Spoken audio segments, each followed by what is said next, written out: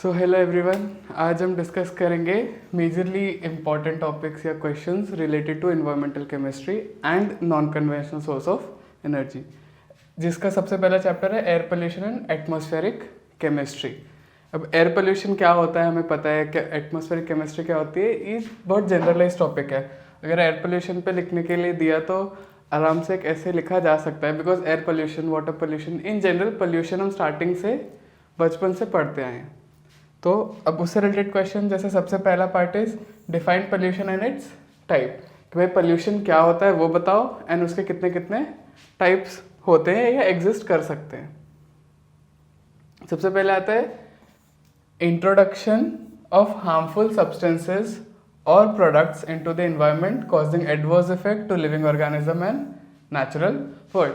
Simple सी बात है, पोल्यूशन क्या होता है, तो कोई भी जो हमारी चीज़ें हैं जो नेचुरली एग्जिस्ट कर रही हैं, एयर हो गया, वाटर हो गया, इन्वायरमेंट बेसिकली, उसमें जब हम कुछ कंटामिनेशन करते हैं या हार्मफुल चीज़ें उसमें ऐड करते हैं। अब ये हार्मफुल चीज़ों का इफेक्ट कैसा होता है, गलत होता है, एडवर्स एज इन उल्टा या गलत इफेक्ट होता है। किस पे? मेजरली लिविंग ऑर्गेनिजम्स और हमारे ओवरऑल नेचुरल वर्ल्ड पे, तो उसको मैं पोल्यूशन बोलूँगा। अब कितने टाइप के पोल्यूशन होते हैं? एयर हमें पता है, वाटर है, लैंड या सॉइल पोल्यूशन होता है, नॉइज पोल्यूशन है, thermal pollution and radioactive pollution. अब अगेन ये बेसिक पॉइंटर्स है related to pollution and its type. अब हो सकता है इसमें एयर पोल्यूशन को थोड़ा ज़्यादा एक्सपेंड करने वाला कि पूछा what is air pollution, please define, या what is water pollution, noise pollution कैसे कैसे होते हैं, कैसे कैसे कम किए जा सकते हैं, ऐसे रिलेटेड क्वेश्चन बन के आ सकते हैं। नेक्स्ट क्वेश्चन पढ़ता है define the terms. Define the terms, कोई भी टर्म्स हो सकते हैं, मेजरली जितने चैप्टर में टर्म्स एग्जिस्ट करते हैं उनमें से कोई भी टर्म्स यहाँ पे दे सकते हैं कि भाई हाँ इसको चलो डिफाइन करो। अब सबसे ज़्यादा यूज जो टर्म्स होंगे जनरली वो है, सबसे पहले है मास कॉन्सेंट्रेशन। अब अगर वर्ड को ही ब्रेक करो तो मास मतलब वेट, कॉन्सेंट्रेशन मतलब ओवरऑल वेट का कॉन्सेंट्रेशन। तो क्या होता है, ratio of mass of pollutants to the sum of mass of pollutant and air.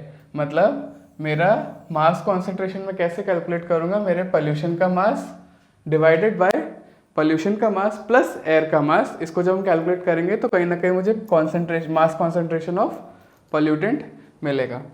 उसके बाद आता है वॉल्यूम कॉन्सेंट्रेशन। ये मास था, ये वॉल्यूम है, फॉर्मूला सेम है, ratio of volume of pollutant to the volume of pollutant plus volume of air. बस डिफरेंस क्या है, यहाँ पे हम मास की बात कर रहे थे, यहाँ पे हम वॉल्यूम की बात करेंगे। फिर आता है पार्ट्स पर मिलियन या पीपीएम। अब पीपीएम जनरली एक्सप्रेस किया जाता है कॉन्सेंट्रेशन ऑफ एयर पोल्यूटेंट। जब हम एयर पोल्यूटेंट्स की बात करते हैं कि किसी हवा में कितना अमाउंट ऑफ पोल्यूटेंट प्रेजेंट है, तो वो पीपीएम में कंसिडर किया जाता है।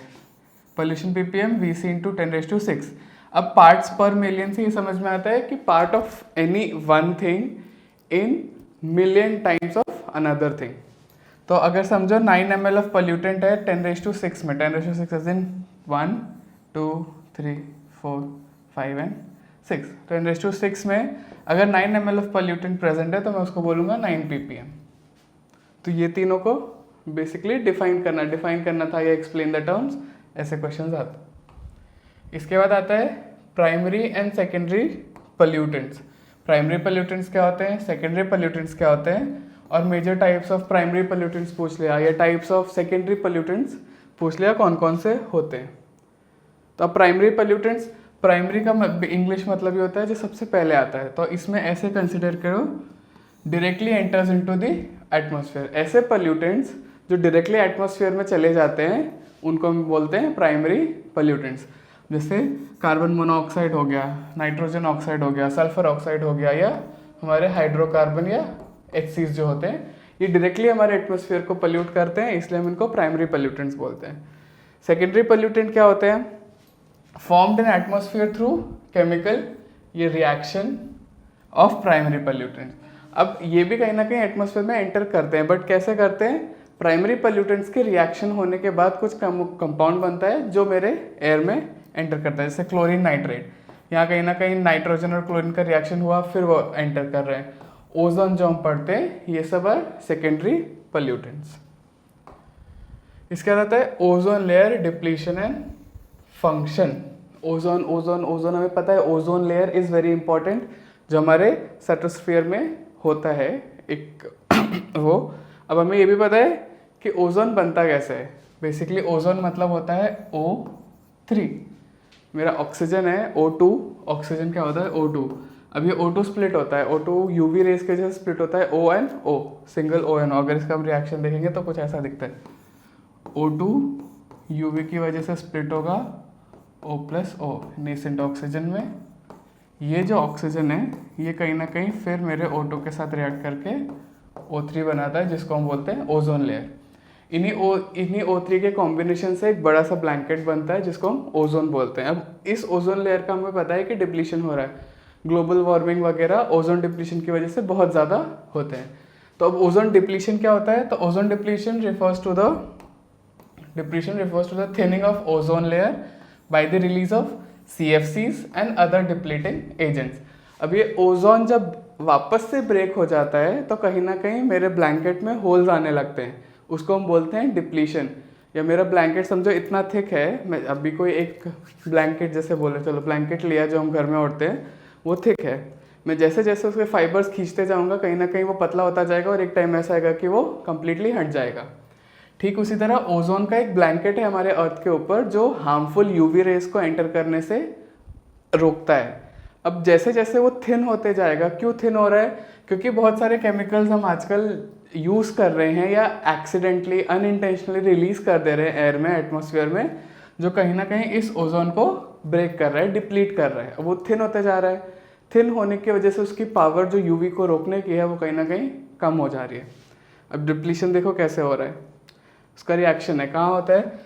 Reaction with free radical oxygen. Free radical as an oxygen के ऊपर जब ऐसा एक रेडिकल का चार्ज होता है, अब ये O2 ऐसे होता है, जब इनका क्लीवेज होता है तो O और O एक एक इलेक्ट्रॉन के साथ सेपरेट होते हैं, इनको हम रेडिकल, फ्री रेडिकल ऑक्सीजन बोलते हैं।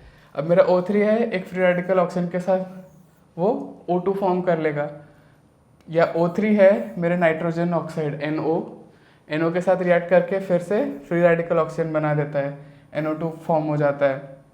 तो कहीं ना कहीं ये O3 ब्रेक हो रहा है, करेक्ट? तो O3 ब्रेक हो रहा है एज इन डिप्लीट हो रहा है। हम जो CFCs यूज़ करते हैं, CFCs क्या होते हैं? Chlorofluorocarbon. Major source of CFCs हमारे रेफ्रिजरेटर्स, एयर कंडीशनर्स, ये सारी चीज़ें मेजर सोर्स ऑफ CFCs है। ये बहुत ज़्यादा क्लोरोफ्लोरोकार्बन रिलीज करती हैं, जो क्या करता है, ऐसे वो स्टेबल है, अगर हम CFC की डायरेक्टली बात करें ऐसे वो स्टेबल कंपाउंड है, बट सिंस यूवी जब उसे हिट करता है तो कहीं ना कहीं वो फ्री रेडिकल ऑफ क्लोरीन बनाता है। जैसे ऑक्सीजन का फ्री रेडिकल बन रहा था ना, वैसे क्लोरीन का फ्री रेडिकल बनता है। देखो CFCs due to UV generates free Cl radical और क्लोरीन रेडिकल। अब ये क्लोरीन रेडिकल मेरे O3 के साथ रिएक्ट करते हैं और अगेन ऑक्सीजन बना देते हैं। तो कहीं ना कहीं ये O3 अगेन डिप्लीट, स्प्लिट हो गया, मतलब कम हो गया। जैसे जैसे थिनिंग होगी वैसे वैसे यूवी रेज या यूवी लाइट ज़्यादा एंटर कर पाएगी हमारे अर्थ को। अब सनलाइट में जो यूवी रेज प्रेजेंट होते हैं वो एक्चुअली बहुत ही ज़्यादा इंटेंस होते हैं, जो हमारे लिए हार्मफुल होते हैं। उससे स्किन कैंसर की बीमारियां होती हैं, बहुत सारे अलग अलग उससे बीमारी हो सकती है। हमारे DNA ऑल्टरेशन हो सकता है अगर हम ज़्यादा इंटेंस यूवी लाइट में रहे तो मेरा मेजर फंक्शन ऑफ मेरा O3 क्या है, ओजोन क्या है? Absorb and block sun's harmful UV rays and protect living organisms. तो O3 का मेजर जो काम है, जो मेन ऐसा इंपॉर्टेंट काम बोलते हैं ना, जो O3 का है, ओजोन जो करता है वो एक्चुअली बस ये करता है कि जो यूवी रेज है, हार्मफुल यूवी रेज है, उनको वहीं ब्लॉक करता है, एब्जॉर्ब करता है। बट डिप्लीशन की वजह से वो यूवी रेज हमारे अर्थ में एंटर कर जा रही है, जिसकी वजह से हमारे इन्वायरमेंट पे भी नुकसान पहुंच रहा है, बहुत सारे ऑर्गेनिजम्स पे भी नुकसान पहुंच रहा है। ह्यूमंस में मोस्ट ऑफ दी लोग जो ओजोन डिप्लीटेड रीजन में रहते हैं वहाँ पे कहीं ना कहीं मोस्ट ऑफ द लोगों को स्किन कैंसर की प्रॉब्लम्स आती हैं, कहीं कहीं DNA ऑल्टरेशन की भी प्रॉब्लम आती है। इसलिए ओजोन इज़ वेरी इंपॉर्टेंट हमारे पूरे अर्थ को सेफ रखने के लिए।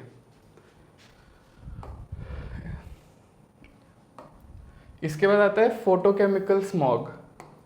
व्हाट इज फोटोकेमिकल स्मॉग, उसके कॉजेज बताओ एंड मेथड्स टू कंट्रोल। अब ये 3 क्वेश्चन जैसे मैंने एक साथ कर दिए, हो सकता है 2-2 क्वेश्चन हो क्या है, स्प्लिट हो क्या है। कि भाई व्हाट इज़ फोटोकेमिकल स्मॉग और उसके कॉजेज़ क्या हैं, या फोटोकेमिकल स्मॉग क्यों जनरेट होता है, कैसे जनरेट होता है, उसको कैसे हम रोक सकते हैं। तो ये सारे मैंने शॉर्ट पॉइंटर्स यहाँ पे दे रखे हैं। शॉर्ट पॉइंटर्स हैं, please expand depending upon your weightage. Expand as an elaborate, जितना ज़्यादा इंग्लिश यूज़ करके चीज़ों को एलैबोरेट कर सकते हो। सेम अब यही लाइन है, type of air pollution formed when NO nitrogen oxide and other VOCs। VOCs is volatile organic compounds।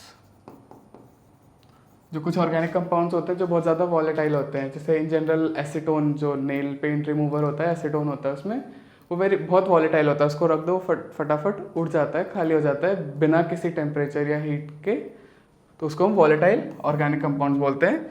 तो अब फोटोकेमिकल स्मोक जनरेट कैसे हो रहा है, क्या है, एयर पोल्यूशन, एक टाइप ऑफ एयर पोल्यूशन है। कैसे हो रहा है, तो जब नाइट्रोजन और बाकी कोई भी VOCs जैसे हाइड्रोकार्बन चेन्स वगैरह होती हैं जो मोस्टली हमारे ऑटोमोबाइल व्हीकल से एग्जॉस्ट की जाती हैं, वो सारे सनलाइट से रिएक्ट करते हैं एंड एक ब्राउन कलर का फॉग बनाते हैं, हेज या फॉग बनाते हैं, जिसको हम फोटोकेमिकल स्मॉग बोलते हैं। अब इस लाइन को हम और भी ज़्यादा एक्सपैंड कर सकते हैं अपने इंग्लिश को यूज़ करके। सो जितना ज़्यादा एक्सपैंड करोगे उतना ज़्यादा बेटर आंसर बन के आएगा। ये पॉइंटर्स हैं कि की पॉइंट्स हमको याद रह जाएं, तो हमको लिखने आंसर क्वेश्चन आंसर के टाइम पे जब हम एग्जाम में बैठे हो तो हमको लिखने के लिए इजी पड़े। ऐसा नहीं इसको एज इट इज़ कॉपी नहीं करना है। अब कॉजेज क्या क्या है फोटोकेमिकल स्मॉग के, तो emissions from vehicles and power plants. Power plants हो गए, इंडस्ट्रीज हो गए, हमारे जो व्हीकल्स, जो ऑटोमोबाइल्स है, कार हो गया, बाइक्स हो गई, स्कूटीज़ हो गई, या जो ट्रक्स वगैरह चलते हैं, ये सारे व्हीकल्स कहीं ना कहीं एमिट करते हैं।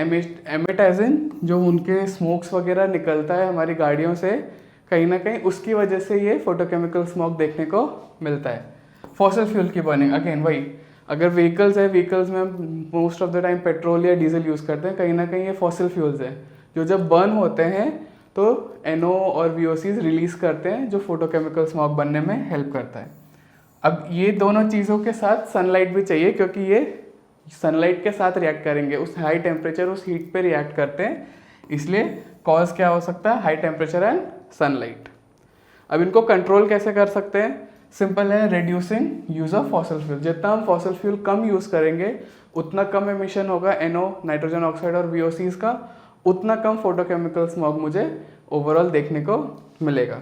प्लांटिंग मोर प्लांट्स, तो कोई भी पोल्यूशन, एयर पोल्यूशन है, लैंड पोल्यूशन है, हम इन जनरली बोलते हैं प्लांट मोर प्लांट्स।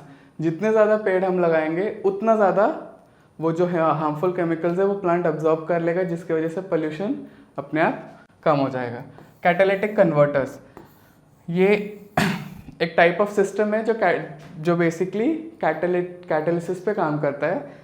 ये कन्वर्टर्स ना व्हीकल्स में लगाए जाते हैं, व्हीकल्स के एग्जॉस्ट में टू बी स्पेसिफिक लगाए जाते हैं, जिनमें कुछ कैटलिस्ट प्रेजेंट होते हैं। तो अब जब मेरी कार या जो मेरा ऑटोमोबाइल नाइट्रोजन ऑक्साइड रिलीज करने वाला था, जो कि हार्मफुल है एनवायरनमेंट के लिए, उसको कहीं ना कहीं ये कैटालिटिक कन्वर्टर कन्वर्ट कर देगा नाइट्रोजन और ऑक्सीजन में और फिर रिलीज करेगा। तो N2 और OT, नाइट्रोजन और ऑक्सीजन, हमारे इन्वायरमेंट के लिए हार्मफुल नहीं है जितना मेरे लिए NO हार्मफुल है। तो ये हो गया अबाउट फोटोकेमिकल स्मॉग, उसके कॉजेज और उसके मेथड्स टू कंट्रोल, की पॉइंट्स। फिर आता है नोट ऑन कैटालिटिक कन्वर्टर्स। अभी देखा, catalytic converters are nothing but a system which are put in exhaust of vehicles, device fitted in the exhaust of vehicles to reduce harmful emission। जो हमारे harmful emission हमारी गाड़ियाँ करती हैं उनको कम करने के लिए हम कैटालिटिक कन्वर्टर्स लगाते हैं। कहाँ पे? मेरे गाड़ियों के एग्जॉस्ट में। ये क्या क्या ये कैटलिस्ट यूज़ करता है, जैसे PT, प्लैटिनम हो गया, पैलेडियम हो गया, रोडियम हो गया, ये सब कैटलिस्ट उसमें प्रेजेंट होते हैं जो मेरे हार्मफुल गैसेस को कन्वर्ट करने में हेल्प करते हैं। अब जैसे कार्बन मोनोऑक्साइड को CO2 बनाते हैं। कार्बन मोनोऑक्साइड बहुत हार्मफुल गैस है, whereas CO2 not that harmful. NOx या नाइट्रोजन ऑक्साइड जैसे बोला, उसको नाइट्रोजन ऑक्सीजन में कन्वर्ट कर देता है। जो अनबर्न्ड हाइड्रोकार्बन्स होते हैं, गैसेस और फ्यूल्स में जो हाइड्रोकार्बन्स प्रेजेंट होते हैं, कहीं ना कहीं कुछ अनबर्न्ड यानी जलते नहीं हैं, कम्प्लीटली यूज़ नहीं होते हैं, तो उनको भी एज अ कार्बन डाइऑक्साइड और वाटर रिलीज करता है। ये सब कहाँ किसकी वजह से पॉसिबल हो पाता है? कैटालिटिक कन्वर्टर्स की वजह से। अब जैसे नोट ऑन बोला है, तो ये अगेन ये की पॉइंट्स को ध्यान में रखना है एंड फिर प्रॉपर 10-15 लाइंस का एक पैराग्राफ फॉर्म करना है। ये सारे टॉपिक्स बहुत बेसिक एज इन, ये सारे टॉपिक्स ऐसे हैं जो बचपन से हमको पढ़ाए जा रहे हैं। पोल्यूशन हम पढ़ते आ रहे हैं, गाड़ियों में से एमिशन होता है वो हमको पता है, क्या क्या ग्रीन हाउस गैस के इफेक्ट्स होते हैं वो हमको पता है। तो ये सारे में जितना भी हम लिख सकते हैं उतना लिखना पॉसिबल होता है। नेक्स्ट आता है second chapter which is water and waste water treatment and management. अब वेस्ट वाटर अगेन वाटर, अब पहला chapter was based on air pollution, air, second is based on water and waste water. Waste water बहुत ज़्यादा generate होता है, domestically हो गया, industrially हो गया। इन जनरल अगर देखने जाएंगे हम तो बहुत वेस्ट वाटर हम जनरेट करते हैं एज अ ह्यूमन बीइंग या as a living organism. Water pollution क्या है और उसके सोर्सेज क्या क्या हैं? सिंपल है, अगर ये पॉइंट समझो नहीं भी यहाँ पे मैंने दिए होते तो हम सबको पता है वाटर पोल्यूशन क्या होता है। वाटर का कंटैमिनेशन। अब कंटैमिनेशन क्यों हो रहा है? Due to human activities. अब उसके सोर्सेज क्या क्या हैं? अब मैंने जैसे यहाँ लिख रखा है कि हाँ इंडस्ट्रियल वेस्ट है, इंडस्ट्रीज़ के वेस्ट आते हैं, सुवेज के वेस्ट आते हैं, agricultural run off as in जो एग्रीकल्चरल मटेरियल्स होते हैं जो हमको यूज़ नहीं होता है वो हम पानी में फेंक देते हैं। रेडियो एक्टिव मटेरियल्स यूरेनियम वगैरह की माइनिंग होती है तो कहीं ना कहीं वो भी पानी पे उसका वेस्ट रिमूव किया जाता है। डोमेस्टिक सोर्सेज हो गए। अब समझो ऐसा क्वेश्चन आया कि explain any one of the source. अब इनमें से कोई एक सोर्स को एक्सप्लेन करना है। अब इंडस्ट्रियल वेस्ट मुझे पता है, वेस्ट जो है मेरी इंडस्ट्रीज रिलीज करती है, कोई भी इंडस्ट्री हो गई, डाई इंडस्ट्री होती है, फूड इंडस्ट्रीज होती है, मेजर ऑफ द इंडस्ट्री में वेस्ट वाटर जनरेट होता है। और कुछ ही ऐसी इंडस्ट्रीज है जो एक्चुअली रूल फॉलो करके उस वेस्ट वाटर का मैनेजमेंट करती हैं। ठीक है, तो अब इंडस्ट्रियल वेस्ट क्या होता है, कैसे होता है, वाटर को कैसे कंटामिनेट करता है, इस पर हम एक्सपैंड कर सकते हैं क्योंकि ये सारे बेसिक चीज़ें हैं, बहुत ही बेसिक। एज इन 8वीं-9वीं से हमको पढ़ाया जाता है वाटर पोल्यूशन पे निबंध लिखो, write an essay on air pollution, write an essay on waste water management. ठीक है, तो जितना ज़्यादा आंसर एक्सपैंड कर सकते हो कर लिया करो, बेटर रहेगा। इसके वाटर पोल्यूशन हो गया। नेक्स्ट आता है नोट। अगेन नोट ऑन या explain these, define the term, same question है, डिफरेंट फॉर्म है। अब मुझे नोट लिखना है इनऑर्गेनिक एंड ऑर्गेनिक पोल्यूटेंट्स पे। अब इनऑर्गेनिक पोल्यूटेंट्स क्या होते हैं? कोई भी चीज़ जहाँ पे मेटल आ जाती है, कोई भी मेटल होने दो, हैवी मेटल्स होने दो, लाइटर मेटल्स होने दो, सोडियम, मैग्नीशियम, कैल्शियम, कोई भी मेटल होने दो, अगर मेटल इंक्लूडेड है तो it is a part of inorganic chemistry. तो इनऑर्गेनिक पोल्यूटेंट्स, अब बट यहाँ पे मेजरली पोल्यूटेंट्स की बात होती है। तो जब हम पोल्यूटेंट्स बोलते हैं तो जो हैवी मेटल्स होते हैं हमारे, लेड है, मर्क्यूरी है, आर्सेनिक है, कैडमियम है, क्रोमियम है, ये सारे हैवी मेटल्स बोले जाते हैं। ये एज अ पोल्यूटेंट कहीं ना कहीं काम दिखते हैं। जब हम बोलते हैं हार्डनेस ऑफ वाटर है या मेरा वाटर पोल्यूटेड है तो चांसेस होते हैं कि उसमें ये सारे हैवी मेटल्स प्रेजेंट हो, तभी मैं बोल रहा हूँ कि वो पोल्यूटेड है। तो अगेन इनऑर्गेनिक पोल्यूटेंट्स में हैवी मेटल्स आते हैं, मिनरल एसिड्स, HCl, H2SO4, ये सारे मिनरल एसिड्स होते हैं। Alkali as in base. Inorganic salts, कोई भी इनऑर्गेनिक सॉल्ट्स होने दो, inorganic salts again including metal, कोई भी मेटल, एल्यूमिनियम है, मैग्नीशियम है, कैल्शियम है, पोटेशियम है, ये सारे जहाँ भी यूज़ हो रहे हैं, जिस सॉल्ट में भी दिख रहे हैं वो इनऑर्गेनिक सॉल्ट्स होते हैं। अब जैसे फर्टिलाइजर्स वगैरह में पोटेशियम अवेलेबल होता है, अब समझो यूज़ किया नहीं, ख़राब हो गया या काम हो गया तो उसको पानी में डाल दिया तो कहीं ना कहीं वो एज ए इनऑर्गेनिक पोल्यूटेंट मेरे पानी को पोल्यूट कर देगा। साइनाइड्स होते हैं, ये सारे इनऑर्गेनिक पोल्यूटेंट्स कहलाते हैं। Industries releases this pollutant in water bodies. अब हैवी मेटल्स है, इनऑर्गेनिक सॉल्ट्स हैं, एसिड्स हैं, ये सारे चीज़ें मेजरली कहाँ, अब घर में तो हम ये चीज़ें यूज़ नहीं करते हैं बट ज़्यादातर कहाँ यूज़ देखने को मिलती है, जो हमारे इंडस्ट्रियल्स होते हैं, इंडस्ट्रीज़ होती हैं, कोई भी फूड हो गया, ओलियोकेमिकल्स हो गए, पेंट इंडस्ट्रीज हो गए, उनमें ये सारी चीज़ें बहुत ज़्यादा मात्रा में यूज़ होती है। तो सबसे ज़्यादा इस पोल्यूशन में अगर कहीं मुझे इनऑर्गेनिक पोल्यूटेंट्स मिल रहे हैं तो मेजर क्वांटिटी किनका वो होता है, रोल होता है इंडस्ट्रीज़ का होता है, क्योंकि वही एक चीज़ें रिलीज़ कर सकते हैं। उसके बाद आता है organic pollutants. Again organic pollutants are जो ऑर्गेनिकली आया है, जो ऑर्गेनिक यानी लिविंग ऑर्गेनिज्म से आ रहा है पोल्यूटेंट्स, उनको हम ऑर्गेनिक पोल्यूटेंट्स बोलते हैं। अब ये भी डिवाइड होते हैं, ऑक्सीजन डिमांडिंग है, सिंथेटिक ऑर्गेनिक्स है, ऑयल्स है, उन पार्ट में। ऑक्सीजन डिमांडिंग जैसे डोमेस्टिक वेस्ट है, एनिमल डिस्चार्ज है, स्लॉटर हाउस बेसिकली जहाँ पे इंडस्ट्रियल मीट्स बनते हैं वो स्लॉटर हाउस है। डोमेस्टिक वेस्ट हमारे घर से जो वेस्ट निकलते हैं, पील्स हो गए, vegetable peels, fruit peels, degradable चीज़ें, एनिमल डिस्चार्ज वगैरह जो चीज़, ये सब क्या होता है, ये सब ऑक्सीजन डिमांडिंग होते हैं। एंड इनको ये कहीं ना कहीं ऑर्गेनिक इसलिए बोला जा रहा है क्योंकि ये लिविंग ऑर्गेनिज्म से आ रहे हैं। सिंथेटिक ऑर्गेनिक्स ऐसे ऑर्गेनिक मटेरियल जो बने तो ऑर्गेनिकली हैं बट कहीं ना कहीं सिंथेसाइज किए जाते हैं। पेस्टिसाइड्स बनते ऑर्गेनिक मटेरियल, ऑर्गेनिक चीज़ों से हैं बट हम उनको सिंथेसाइज करते हैं। डिटर्जेंट्स है, फूड एडिटिव्स है, प्लास्टिक है, रबर्स है, ये सब सिंथेटिक ऑर्गेनिक पोल्यूटेंट्स में आते हैं। ऑयल्स, अब शिप वगैरह जब ऑयल ट्रांसपोर्ट कर रही होती है तो उसमें ऑयल स्पिल्स हो जाते हैं। अब ऑयल लाइटर है, कहीं ना कहीं वो पानी पे ऊपर ही रह जाएगा, उसके ऊपर रहने की वजह से ऑक्सीजन ब्लॉक हो जाता है जो हमारे एक्वेटिक एनिमल्स को नहीं मिलता है। तो ऑयल स्पिल्स वगैरह या लीकेज, ये सब हमारे एक्वेटिक लाइफ को बहुत ज़्यादा हार्म करते हैं। ये था वाटर पोल्यूशन, ये था इनऑर्गेनिक एंड ऑर्गेनिक पोल्यूशंस क्या क्या होते हैं। Write a note on major points यहाँ पे है, इनको पैराग्राफ फॉर्म में, सेंटेंस फॉर्म में जैसे भी लिखो, थोड़ा लेंदी लिखो, 10-15 लाइन्स 20 लाइन्स इनफ है। Second is biological pollutants.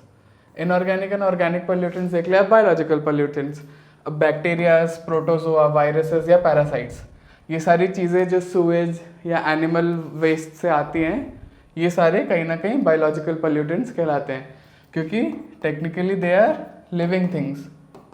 Virus को नहीं कंसिडर किया तो बाकी चीज़ें लिविंग थिंग्स होती हैं, खुद ब खुद जिंदा रह सकती हैं। तो ये सारे बायोलॉजिकली एक्टिव पोल्यूटेंट्स की तरह काम करते हैं।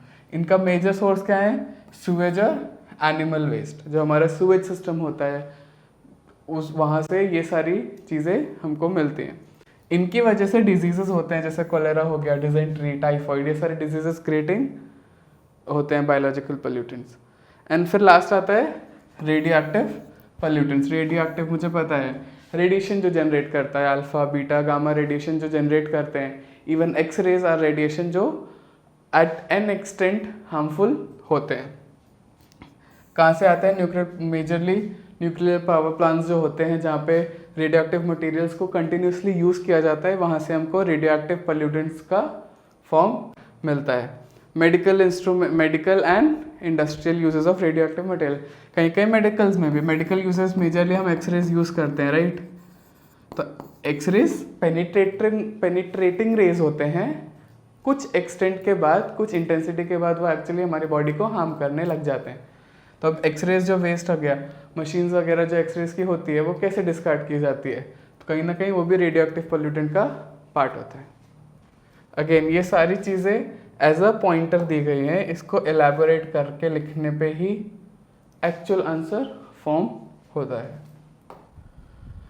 फिर आता है एक्सप्लेन, सिमिलर है, note on, define the terms, explain, COD या केमिकल ऑक्सीजन डिमांड।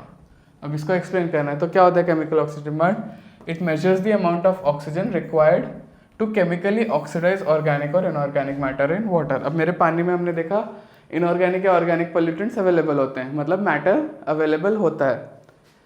कितना अमाउंट ऑफ ऑक्सीजन लगेगा केमिकली इनऑर्गेनिक मैटर को ऑक्सीडाइज करने में, हटाने में, उसको हम बोलते हैं COD या chemical oxygen demand. Water pollution indicator के तौर पे यूज़ किया जाता है एंड मेजरली इंडस्ट्रियल वेस्ट जो होते हैं वहाँ पे COD वगैरह कैलकुलेट करके रखते हैं, बिकॉज एक लिमिटेशन दी गई है कि जो हम इंडस्ट्रीज जो पानी बाहर भेजेंगी या जो बाहर डिस्कार्ड करेंगी उनका एक रेंज होना चाहिए केमिकल ऑक्सीजन डिमांड का, जो कि हमारे इन्वायरमेंट पे इफेक्ट ना करे। जैसे COD होता है वैसे ही BOD होता है। BOD is nothing but biological oxygen demand. अब केमिकल ऑक्सीजन डिमांड में हम केमिकली चेक कर रहे थे कितना ऑक्सीजन कितने ऑक्सीजन की ज़रूरत है, अमाउंट ऑफ ऑक्सीजन कितना चाहिए। बीओडी में measures the amount of oxygen required by microorganisms to decompose organic matter. अब इसमें अमाउंट ऑफ ऑक्सीजन मेरे जो माइक्रो ऑर्गेनिजम्स हैं उनको कितना ऑक्सीजन चाहिए कि जो भी ऑर्गेनिक मैटर मैंने उसमें डाला है, जो भी मेरे वेस्ट में ऑर्गेनिक मैटर है, उनको वो ऑक्सीडाइज या ख़त्म कर सके, वो होता है बीओडी। बीओडी क्यों ज़रूरी है? It indicates the level of organic pollution. मेरे वेस्ट वाटर में, मेरे पानी में, मेरे पोल्यूटेड पानी में ऑर्गेनिक पोल्यूशन कितना है वो मुझे बीओडी बताता है। ज़्यादा बीओडी, हायर बीओडी मतलब पोल्यूशन ज़्यादा है। पोल्यूशन ज़्यादा है तो कहीं ना कहीं मेरे जो एक्वेटिक लाइफ है उनको ऑक्सीजन कम मिलेगा उस पानी में। Use to assess the efficiency of sewage treatment plants. अब हर इंडस्ट्री में एक एसटीपी होता है, सीवेज ट्रीटमेंट प्लांट, मतलब उनके ओवरऑल इंडस्ट्री में, ओवरऑल कंपनी में जो भी सीवेज वाटर जनरेट हो रहा है वॉशरूम्स वगैरह से, उसको वो कितना ज़्यादा रीयूज़ करने के काबिल बना सकते हैं, वो एसटीपी में किया जाता है। उसको कंटिन्यूसली बहुत डिफरेंट मेथड से फिल्टर कर करके क्लीन वाटर जनरेट किया जाता है एंड फिर उसको रीयूज़ किया जाता है रैदर देन बस डिस्कार्ड कर देने से। तो कहीं ना कहीं it is a good practice. तो मेरे इंडस्ट्री का मैं असेसमेंट कर सकता हूँ इस बेसिस पे कि वो कितना सीवेज वाटर एक्चुअली ट्रीट करके रीयूज़ कर रहे हैं। ज़्यादा कर रहे हैं तो वेल एंड गुड, नहीं कर रहे हैं तो कहीं ना कहीं वो इफ़ेक्ट करता है एनवायरनमेंट को भी। ठीक है, तो सीओडी एंड बीओडी। फिर आता है biological treatments for treatment of sewage water. अब जो सीवेज वाटर है उसके बायोलॉजिकल ट्रीटमेंट मेथड्स हैं डिफरेंट, जिनमें से यहाँ पे कुछ लिस्ट कर दिए हैं। अब हो सकता है कि जो लिस्टेड ट्रीटमेंट्स हैं उनमें से बोला जाए कि please explain trickling filters, please explain aerated lagoons. Lagoons का मतलब होता है एक प्लेटफॉर्म क्रिएट किया जाता है जहाँ पे सेक्शंस होते हैं और पानी को बेसिकली ट्रीट किया जाता है विद द हेल्प ऑफ अब बायोलॉजिकल बोला है तो यहाँ पे मैं बीओडी देखता हूँ। ठीक है, तो biological treatment uses microorganisms to break down the organic matter in sewage. मेरे सुएज में जो भी ऑर्गेनिक मैटर है उनको ब्रेक डाउन करने के लिए माइक्रो ऑर्गेनिजम्स का यूज़ करते हैं। अब मेथड्स क्या क्या अवेलेबल है?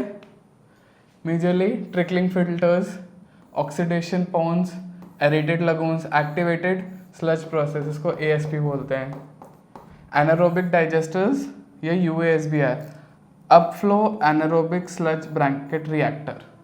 अब ये सारे मेथड्स हैं जहाँ पे बायोलॉजिकली हम हमारा जो भी सीवेज वाटर है उसको ट्रीट करते हैं। इनमें से हो सकता है किसी मेथड को एक्सप्लेन करने के लिए, एक्सपैंड करने के लिए बोल दिया। यहाँ पे माइक्रो ऑर्गेनिजम्स को यूज़ करके स्लज बनाया जाता है जिसको फिर बाद में इंसिनरेट करते हैं या उसी स्लज का एक पार्ट दोबारा से रिएक्टर में डाला जाता है ताकि मेरा बाकी जो सीवेज वाटर आ रहा है, जो वेस्ट वाटर आ रहा है, उसको वापस से ट्रीटमेंट किया जा सके। इसको यूएसबीआर बोलते हैं। यूएसबीआर हो गया, एरेटेड या एरेशन हो गया, एक्टिवेटेड स्लज प्रोसेसेस हो गया, anaerobic digesters, anaerobic as in without oxygen, जब चीज़ों को हम डाइजेस्ट करते हैं या ख़त्म करते हैं उनको हम एनारोबिक डाइजेस्टर्स बोलते हैं। तो ये सारे जो मेथड्स हैं कुछ स्पेसिफिक मेथड्स हैं जो measure of the industry follow करती है अपने एसटीपी सीवेज ट्रीटमेंट के लिए, या उनका जो प्रोडक्ट हो रहा है, उनका जो एफ्लुएंट, उनका जो वेस्ट वाटर मटेरियल निकल रहा है उसको ट्रीट करने के लिए। ये सारे बायोलॉजिकल मेथड्स हैं।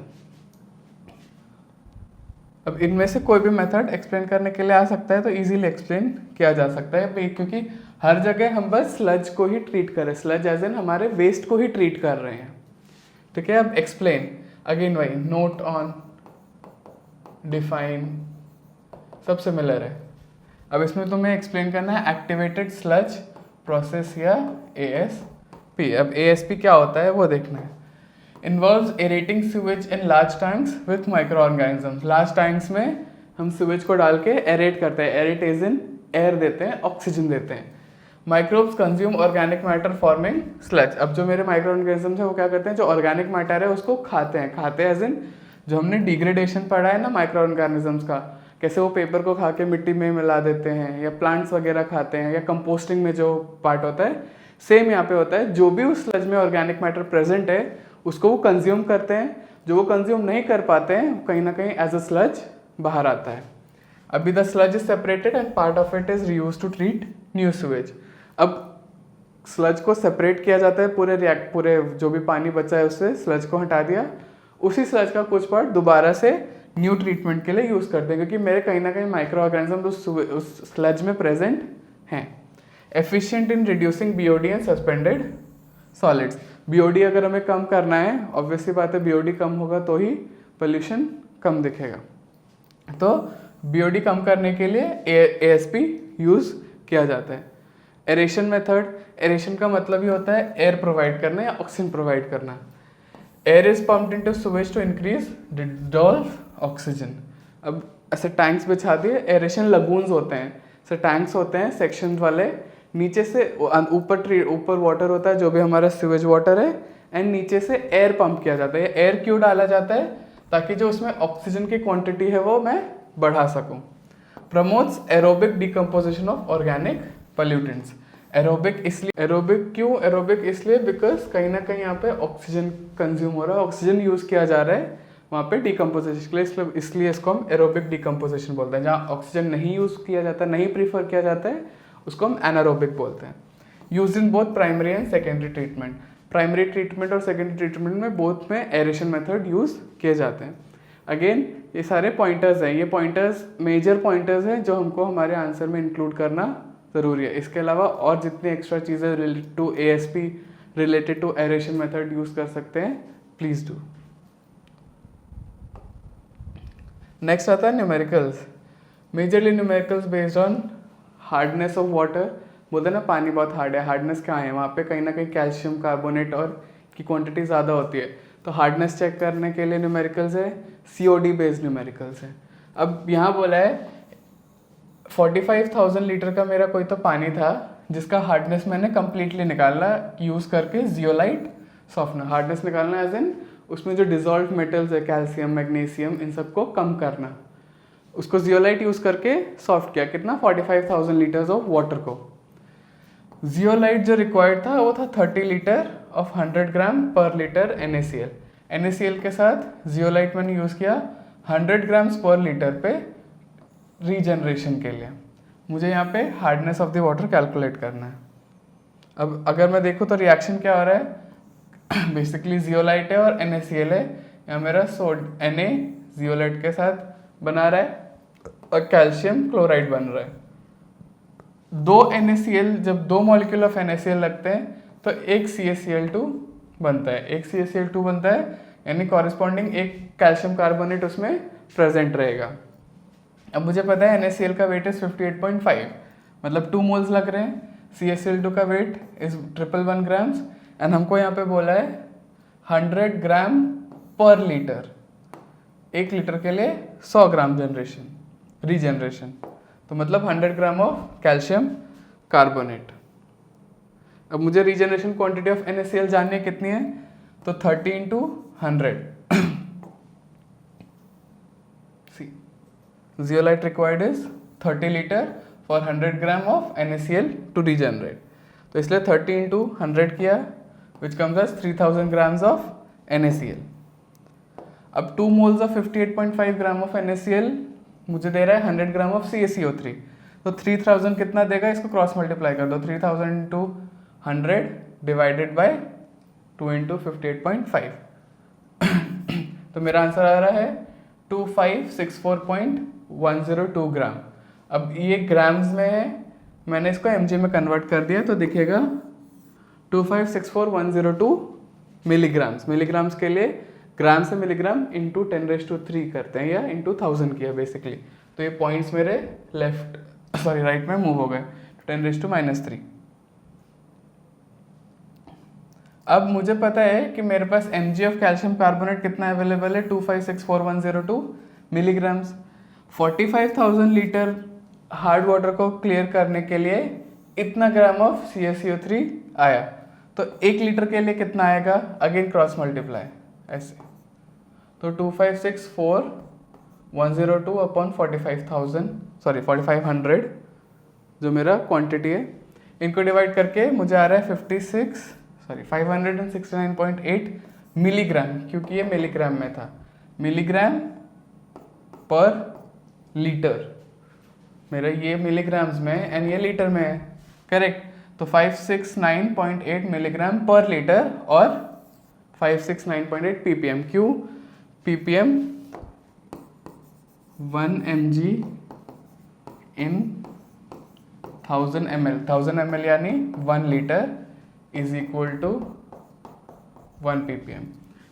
1 मिलीग्राम अगर मैं 1 लीटर में डिजॉल्व करता हूँ तो वो मेरा 1 ppm सोल्यूशन बनता है। तो यहाँ 569.8 मिलीग्राम है 1 लीटर में, तो कितना ppm बना? 569.8 ppm। ये क्या है? ये पानी का हार्डनेस है, मतलब इतना हार्डनेस उसका था जो हमने जियोलाइट को यूज़ करके कम किया। समझो? ppm 1 mg, अगर समझो मैं यहाँ पे डाल रहा हूँ 5 mg in 1000 ml, 1000 ml as in 1 litre, तो ये मेरा 5 ppm सोल्यूशन बनेगा। ओके, इसलिए 569.8 mg पर लीटर था, तो 1 लीटर में मैंने इतना डाला है, तो वही मेरा ppm सोल्यूशन बन गया। Next is calculation of COD या केमिकल ऑक्सीजन डिमांड। यहाँ बोला 10 ml of sample was reflux with 20 ml of potassium dichromate. मैंने 10 ml का सैंपल लिया, उसको रिफ्लक्स एज इन ऊपर नीचे कंडेंसर लगा करके उसको मैंने हीट किया 20 ml K2Cr2O7 पोटेशियम डाइक्रोमेट के सोल्यूशन के साथ। रिफ्लक्स के बाद जो एक्सेस अनरिएक्टेड डाइक्रोमेट था, जो उसमें अनरिएक्टेड मैंने डाइक्रोमेट एक्स्ट्रा ऐड किया था, उसको 26.2 ml of FAS ferrous ammonium sulphate का सोल्यूशन लगा, जिसका स्ट्रेंथ है 0.1 मोलर। साथ ही एक ब्लैंक भी सेट किया था 10 ml का blank with distilled water, reflux किया 20 ml ऑफ डाइक्रोमेट के साथ, उसको कितना FAS लगा? 36 ml ऑफ FAS लगा। अब मुझे COD निकालना है कि केमिकल ऑक्सीजन डिमांड कितना है मेरे सैंपल का। एक गिवन चीज़ें हैं, sample of the volume is 10 ml, dichromate का volume is 20 ml, ferrous ammonium sulphate sample के लिए 36.2 और स्ट्रेंथ कितना है? 0.1 मोलर। ब्लैंक भी लगाया था 20 ml ऑफ K2Cr2O7 के साथ, जिसको कितना रिक्वायर हुआ? 36 ml ऑफ 36 नहीं, ये है 26.2 ml। मेरे सैंपल को 26.2 ml लगा, मेरे ब्लैंक को 36 ml लगा, तो मतलब ब्लैंक और सैंपल का वॉल्यूम डिफरेंस कितना है? 9.8 ml। अब 1 लीटर अगर मैं फेरस अमोनियम सल्फेट लूँ और 1 मोलार बनाऊँ, तो कहीं ना कहीं मुझे 8 ग्राम ऑफ ऑक्सीजन चाहिए। 8 ग्राम एज इन एक ऑक्सीजन का वेट।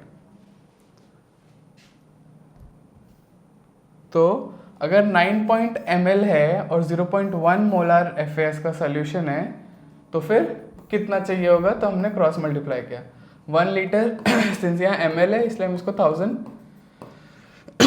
ml लेंगे। 8 into 9.8 into 0.1 divided by 1000 into 1, 1000 ml 1 molar.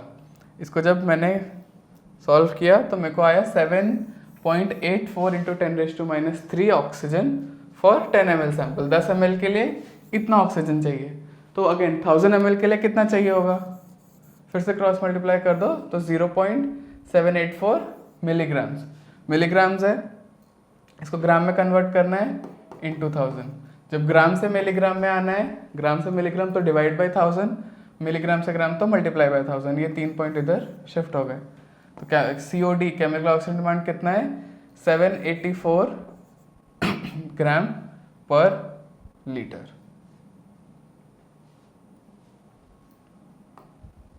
Okay wait, यहाँ पे 0.74 ग्राम पर लीटर आया। ओके, ये जो मैंने कैलकुलेशन किया है ये ग्राम्स में हो रहा है ना, ml है, ये अगेन 8 ग्राम्स है, तो ये मेरा ग्राम पर लीटर का वैल्यू आया है। इसको मैंने mg में कन्वर्ट किया इंटू 1000, तो 784।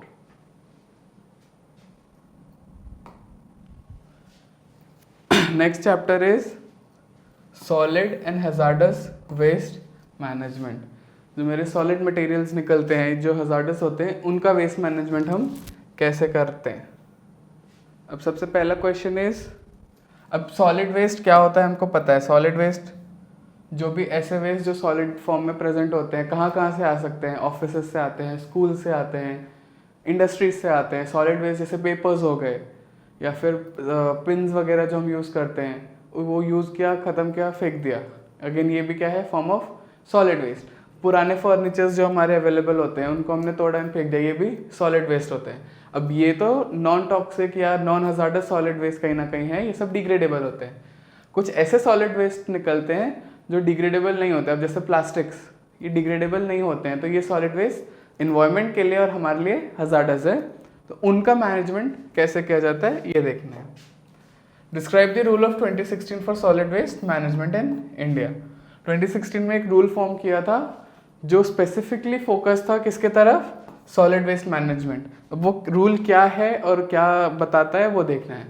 Solid waste management rule 2016 was issued by the Ministry of Environment, Forest and Climate Change। जो मिनिस्ट्री है एनवायरमेंट, फॉरेस्ट, क्लाइमेट चेंज के, उन्होंने इशू किया था सॉलिड वेस्ट मैनेजमेंट के रूल्स। क्यों? To improve waste management practices. अब पुराने टाइम्स में, पुराने एज इन बहुत ओल्ड एज टाइम्स में जब पॉपुलेशन कम थी तो कहीं ना कहीं जो सॉलिड वेस्ट निकलते थे वो मैनेज हो जाते थे, बिकॉज वेस्ट, लोग कम तो वेस्ट भी कम। बट आज के टाइम में सिंस पॉपुलेशन भी इतनी ज़्यादा है, लोग बहुत ज़्यादा हैं, चीज़ें बहुत ज़्यादा एडवांस हो चुकी है, डेवलप हो चुके हैं, तो कहीं ना कहीं हमारा सॉलिड वेस्ट की क्वांटिटी बढ़ गई है। क्वांटिटी बढ़ गई है बट हमारी प्रैक्टिसेस उसको डिकम्पोज करने के या ख़त्म करने के कहीं ना कहीं बहुत कम हो गई है। तो इस वजह से ये रूल निकाला गया था। रूल्स में क्या क्या है? वेस्ट सेग्रीगेशन, वेस्ट जहाँ से निकल रहा है वहीं सेग्रीगेट होना चाहिए। अब समझो हम घर से कचरा निकाल रहे हैं तो जो डिग्रेडेबल है वो अलग होना चाहिए और जो नॉन डिग्रेडेबल है वो अलग होना चाहिए। इससे क्या होता है, जो डिग्रेडेबल वाली चीज़ें होती है वो कहीं ना कहीं एज अ लैंडफिल या कंपोस्ट के तौर पे यूज़ की जा सकती है। जो नॉन डिग्रेडेबल होता है अगर उसमें अब उसका भी अगेन सेग्रीगेशन होगा।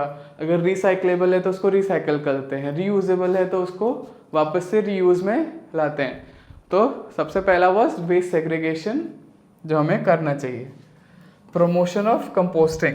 अब हमारे घर में ही देखो, घर में ही वेजिटेबल पील्स हो गए, फ्रूट पील्स हो गए, बहुत सारी चीज़ें ऐसी निकलती हैं, ऐसा कचरा निकलता है जो एक्चुअली हम कंपोस्टिंग के लिए यूज़ कर सकते हैं। कंपोस्टिंग एज इन उनको पूरी तरीके से सड़ा दो एंड फिर उनको एज अ मैन्योर यूज़ करो, हम प्लांटेशंस वगैरह में कर सकते हैं। तो प्रमोशन ऑफ कंपोस्टिंग पे इसका एक रूल था।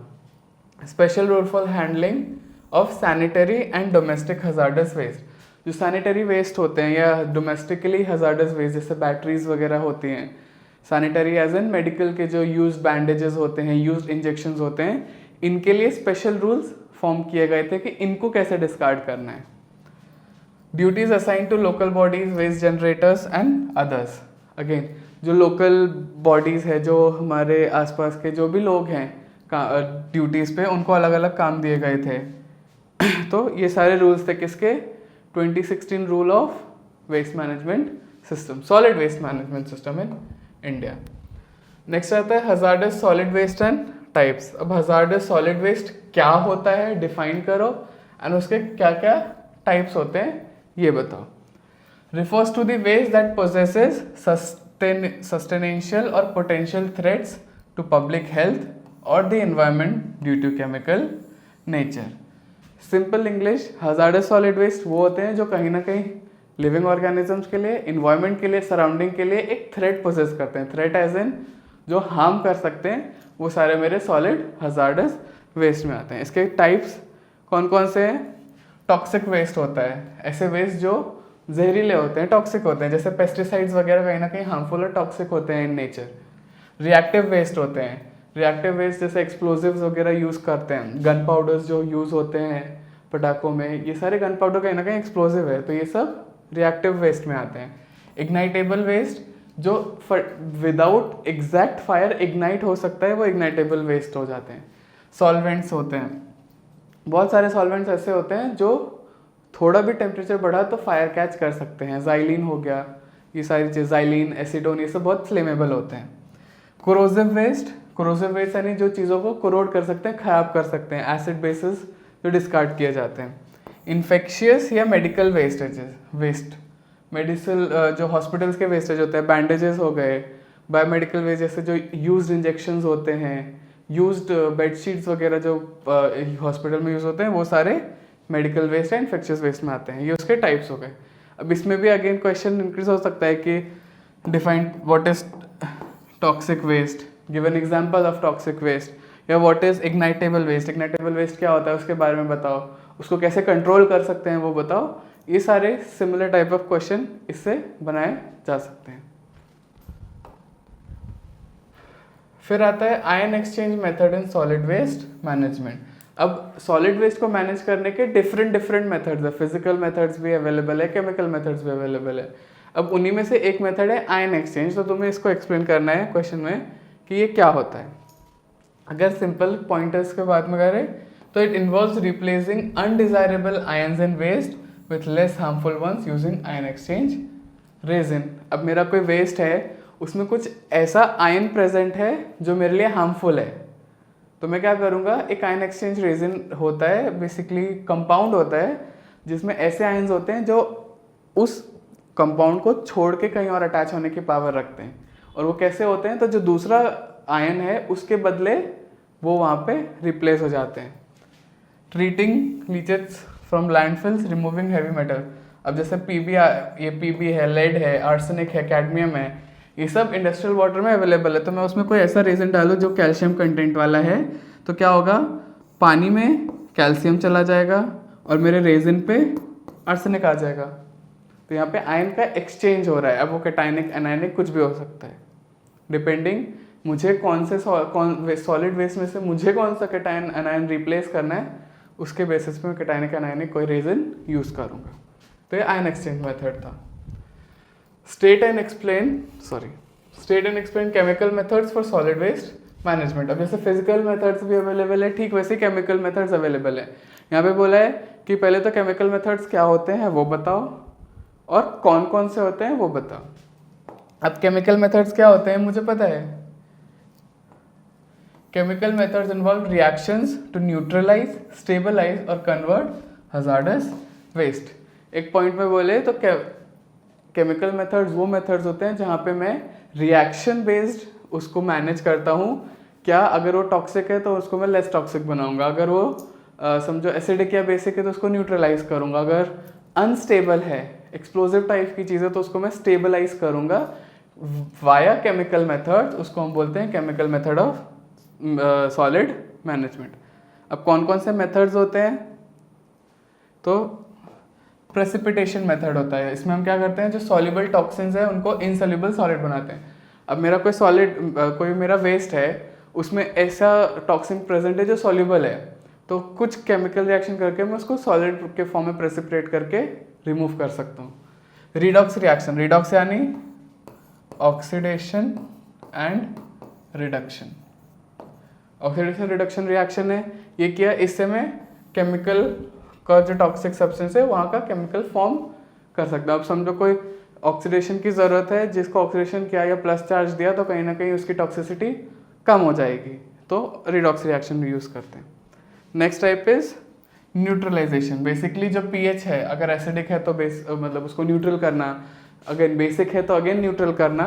बैलेंसेस पीएच इन एसिडिक और अल्कलाइन वेस्ट। एसिडिक या बेसिक वेस्ट में हम पीएच को जब मैनेज करते हैं, न्यूट्रल करते हैं, उसको न्यूट्रलाइजेशन बोलते हैं। लास्ट इज सॉलिडिफिकेशन और स्टेबलाइजेशन। क्या immobilises contaminants using binders like cement. अब कहीं पे समझो मेरा वेस्ट है जिसमें टॉक्सिन्स प्रेजेंट है, मैं क्या करूँगा, सीमेंट यूज़ करके उनको इमोबिलाइज, यानी उनको वहीं पे रोक दूंगा और बाकी चीज़ों को आगे फ्लो करने दो। तो मेरा जो भी केमिकल था, जो भी टॉक्सिक मटेरियल था, वो मैंने हटा दिया। तो ये सारे मेथड्स हैं of chemical to manage solid waste. इसके बाद आता है notes on. Notes on as in again same thing, notes on, define, explain, whatever. ये लैंड फार्मिंग, बायोरिमिडिएशन और फाइटोरिमिडिएशन, ये सारे मेथड हैं बायोलॉजिकल वेस्ट मैनेजमेंट। अब जैसे फिजिकल था, केमिकल था, वैसे बायोलॉजिकल वेस्ट मैनेजमेंट सिस्टम भी है, जिसके ये तीनों पार्ट हैं। अब तुम्हें इस पर नोट लिखना है, यहाँ मैंने 2-3 पॉइंट्स में लिखा है ताकि याद रहे कि एक्चुअली लैंड फार्मिंग होती क्या है, बायो रेमेडिएशन होता क्या है, फाइटो रेमेडिएशन होता क्या है, उस हिसाब से इसको एलैबोरेट करना है। लैंड फार्मिंग क्या है? Biodegradable waste is spread over a plot of land and periodically tilted to enhance microbial degradation. मैं क्या करूँगा, जो भी मेरा बायोडिग्रेडेबल वेस्ट है उसको मैं एक लैंडफिल पे फैला दूंगा एंड टाइम टू टाइम उसको यहाँ वहाँ मूव करते रहूँगा ताकि जो माइक्रो ऑर्गेनिजम्स का उस पर काम है, डिग्रेडेशन का काम है, वो इंक्रीज हो जाए। इससे मेरा फ़ायदा हो रहा है कि जो मेरा लैंड है वो कहीं ना कहीं वापस फर्टाइल हो जाएगा, उसमें बहुत सारे वापस से नेचुरली मैं उनको प्लांट के लिए रेडी कर पाऊँगा। Bioremediation using microorganisms to degrade environmental contaminants into less toxin forms. जो टॉक्सिक चीज़ें है मैनेजमेंट में, मैं क्या करता हूँ उस पर मैं माइक्रो ऑर्गेनिजम्स डाल दूंगा जिसकी वजह से वो डिग्रेड हो जाएंगे। डिग्रेड होके कहीं ना कहीं जो टॉक्सिक ज़्यादा थे वो टॉक्सिसिटी गिर जाएगी, उसको हम बायो रेमेडिएशन बोलते हैं। फिर है फाइटो रेमेडिएशन। फाइटो का मतलब होता है प्लांट्स, तो uses of plant to absorb, accumulate and detoxify pollutants from solid and water. मतलब प्लांट्स को यूज़ करके जो भी उसमें टॉक्सिन है उसको मैं एब्जॉर्ब करूँ, या प्लांट यूज़ करके एक्यूमुलेशन करके रिमूव करूँ, या सिर्फ डिटॉक्सिफिकेशन के लिए मैं प्लांट यूज़ कर रहा हूँ, तो फाइटो रेमेडिएशन होता है। तो ये था नोट्स ऑन बायोलॉजिकल मेथड्स, ऐसे भी क्वेश्चन डाले जा सकते हैं। Next is life cycle assessment in solid waste management. एक मेथड है लाइफ साइकिल असेसमेंट, जहाँ मैं मेरे मटेरियल की पूरी लाइफ साइकिल को नोट करके रखता हूँ, कहाँ से स्टार्ट हुआ, क्या बना, कैसे यूज़ हुआ एंड फाइनली डिस्कार्ड उसका कैसे हो रहा है। ठीक है, तो होता है लाइफ साइकिल असेसमेंट, या उसको LCA बोलते हैं। अब LCA क्या है? LCA evaluates the environmental impacts of waste management processes from cradle to grave. Cradle to grave का मतलब होता है जहाँ से बना वहाँ से लेके जहाँ तक वो यूज़ होके ख़त्म हो गया वहाँ तक का पूरा प्रोसेस वो रखता है। वो उसका पूरा वेस्ट मैनेजमेंट सिस्टम देखता है उस मटेरियल का कि वो कैसे कैसे क्या क्या इन्वायरमेंट पे इम्पैक्ट कर सकता है। अब क्रेडल टू ग्रेव में वो क्या क्या करते हैं? कलेक्शन करते हैं, ट्रांसपोर्ट करते हैं, ट्रीटमेंट एंड डिस्पोजल। अब जैसे यहाँ देखो, इसके बेनिफिट क्या है? Help in choosing the most sustainable waste treatment method. अब कोई एक ऐसा सब्सटेंस है जिसका मुझे पता है कि कहाँ कहाँ यूज़ होने वाला है और उसको मैं कैसे उसका वेस्ट, जब वो वेस्ट बन जाएगा तो उसको मैनेज कर सकता हूँ। तो कहीं ना कहीं मुझे पता रहेगा कि हाँ, इसको मैनेज करने के लिए मुझे कौन सा मेथड यूज़ करना है, रैदर देन जस्ट हमने पिकअप किया एंड उसको रैंडमली हम ट्रीटमेंट्स दे रहे हैं। उससे बेटर ये होता है कि मैंने उसका पूरा नोट रखा है, पूरा उसका लाइफ साइकिल मुझे पता है कि कहाँ से शुरू होगा, उसके यूजेस क्या होंगे, और उसको जब डिस्कार्ड करना है तो मुझे कैसे कलेक्ट करना है, कैसे ट्रांसपोर्ट करना है और कैसे उसको डिस्पोज करना है। ये होता है LCA life cycle assessment. Reduces environmental footprint by optimising processes. Environmental footprint का मतलब होता है इन्वायरमेंट पे जितना ज़्यादा उसका नुकसान ना पड़े उतना बेटर हमारे लिए होगा। तो ये था LCA या life cycle assessment in solid. Again ये सारे जो भी हैं ये की पॉइंटर्स हैं कि हाँ, ये चीज़ें इससे मैटर करती हैं, ये चीज़ें इसमें इंक्लूड करनी है। इसके अलावा एलैबोरेट करो, जितना इंग्लिश लिख सकते हो इंग्लिश लिखो, जितना पैराग्राफिंग कर सकते हो प्लीज़ डू। तो नेक्स्ट आता है नॉन कन्वेंशनल, या जिसको हम बोलते हैं रिन्यूएबल एनर्जी सोर्सेज। एक कन्वेंशनल सोर्सेज होते हैं जैसे हमारे फॉसिल फ्यूल्स होते हैं, कोल हो गया, ऑयल्स हो गए, पेट्रोलियम्स हो गए, नेचुरल गैस हो गया, वो सब कन्वेंशनल में आते हैं। यहाँ हमको देखना है नॉन कन्वेंशनल, या जिनको हम रिन्यूएबल एनर्जी सोर्सेज बोलते हैं। अब सबसे पहला क्वेश्चन बनता है world energy scenario of renewable sources. World energy scenario का मतलब क्या होता है कि भाई पूरे दुनिया में हमारे रिन्यूएबल या नॉन कन्वेंशनल एनर्जी सोर्सेज को लेके क्या बातें हो रही है और क्या क्या चीज़ें चल रही है। तो अब इसके अंदर आता है renewable energy sources like solar, wind, hydro, biomass and geothermal are becoming increasingly important globally. Obvious सी बात है, सोलार एनर्जी जो हम होते हैं या विंड एनर्जी यूज़ करते हैं, हाइड्रो यानी वाटर से निकाली हुई एनर्जीज, बायोमासेस, जियोथर्मल एनर्जीज, ये सब कहीं ना कहीं globally as an world wide बहुत इंपॉर्टेंट हो रहा है। ऑब्वियस रीज़न बीइंग कहीं ना कहीं जो फॉसिल फ्यूल्स हैं एक तो लिमिटेडली मुझे मिलते हैं, हमारे लिए अवेलेबल होते हैं। सेकेंड रीज़न इज़ कि वो बहुत ज़्यादा पोल्यूशन क्रिएट करते हैं, वेरेज अगर नॉन कन्वेंशनल सोर्स की बात करें तो ये इतना पोल्यूशन नहीं पैदा करते हैं। इसलिए कहीं ना कहीं these are becoming increasingly important, and not only as from the point of view of India but throughout world, इसलिए globally. Many countries are shifting from fossil fuels to renewable sources. बहुत कंट्रीज ऐसे हैं जो fossil fuel से renewable sources पे shift कर रहे हैं. क्यों? Majorly to reduce carbon emissions. हमारे जो फॉसिल फ्यूल्स होते हैं वो कहीं ना कहीं बहुत कार्बन एमिशन देते हैं, यानी पोल्यूशन देते हैं, जो मेरे रिन्यूएबल हैं वो नहीं देते हैं. तो बहुत लोग इस पर स्विच कर रहे हैं. And combat climate change. Climate change as in global warming की जो हम बात करते हैं, सीजनल चेंजेस अचानक से हो जाते हैं. गर्मी के टाइम में गर्मी ना होकर बारिश होने लग जाती है. ये सारे क्लाइमेटिकल चेंजेस मेजरली क्यों हो रहे हैं? क्योंकि ज़्यादा पोल्यूशन की वजह से मेरा जो एनवायरनमेंट है, मेरा जो एटमॉस्फेयर है, वो कहीं ना कहीं ख़राब हो गया, सस्टेन नहीं कर पा रहा है चीज़ों को. तो इन सब चीज़ों को कॉम्बैट करने के लिए स्विच कर रहे हैं टू रिन्यूएबल सोर्सेस. अब जैसे solar and wind are the fastest growing sources. सबसे ज़्यादा ग्रोइंग सोर्सेज क्या है? Solar and wind. सोलार मतलब सनलाइट. सनलाइट हमारे पास अनलिमिटेड अवेलेबल है, पूरे टाइम सन रहता है, ऊपर है, हमको सोलार एनर्जी कंटिन्यूसली हम जनरेट कर सकते हैं. ठीक उसी तरह विंड, 24/7 विंड रहती है, जिसको हम यूज़ करके कहीं ना कहीं एनर्जी जनरेशन कर सकते हैं. तो these are the fastest growing sources. Countries like China, the USA, Germany, India, ये सब लीडिंग है रिन्यूएबल एनर्जी कैपेसिटी में. चाइना, USA, जर्मनी, इंडिया ये सब लीड कर रहे हैं किस चीज़ में? तो रिन्यूएबल एनर्जी की कैपेसिटी इन सब कंट्रीज के पास बहुत ज़्यादा है compare to other countries.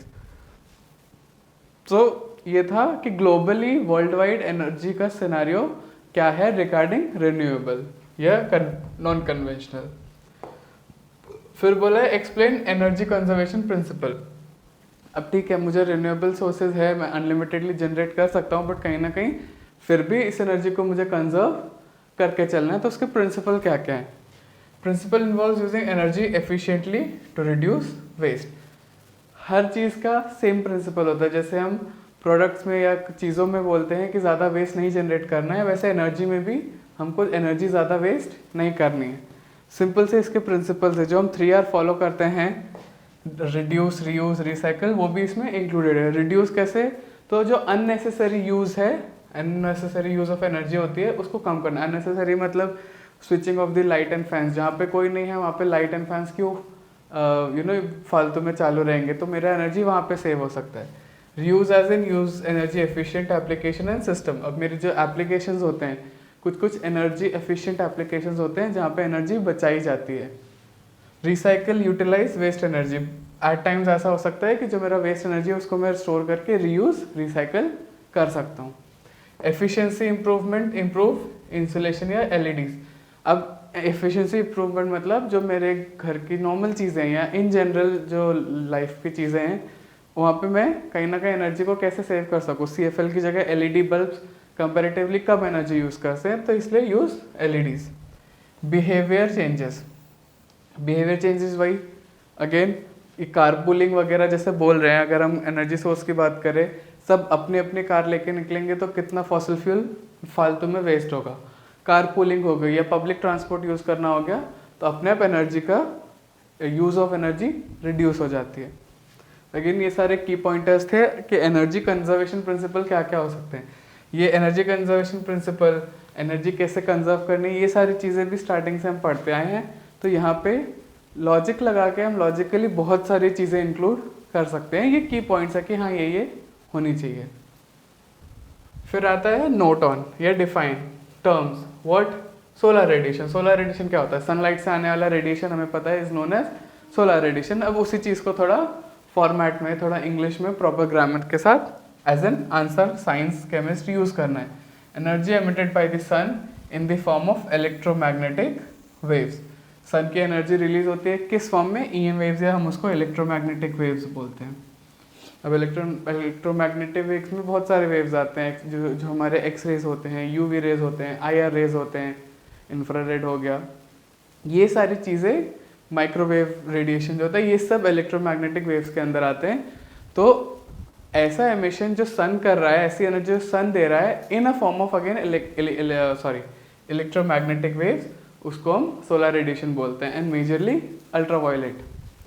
Important for solar power generation, हमको solar power generation solar power चाहिए तो किससे आएगा, ऑब्वियसली बात है सोलर रेडिएशन से आएगा। मेजरमेंट होता है वॉट्स पर स्क्वायर मीटर, W पर मीटर स्क्वायर में हम इसको मेजर करते हैं।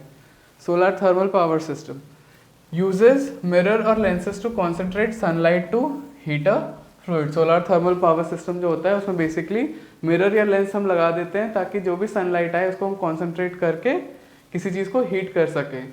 जैसे कॉन्वेक्स लेंस यूज़ करते थे हम मैग्नीफाइंग ग्लास का सन रेज को कॉन्सेंट्रेट करने के लिए, तब वहाँ की चीज़ हीट हो जाती थी जहाँ पे वो फोकस हो गया था। सेम वो मेथड यहाँ पे फॉलो करते हैं कि आइदर मिरर या कोई लेंस हम यूज़ कर रहे हैं जिससे हम सनलाइट को कॉन्सेंट्रेट करके, स्कैटर्ड सनलाइट को कॉन्सेंट्रेट करके किसी फ्लूइड को हीट कर पाएँ।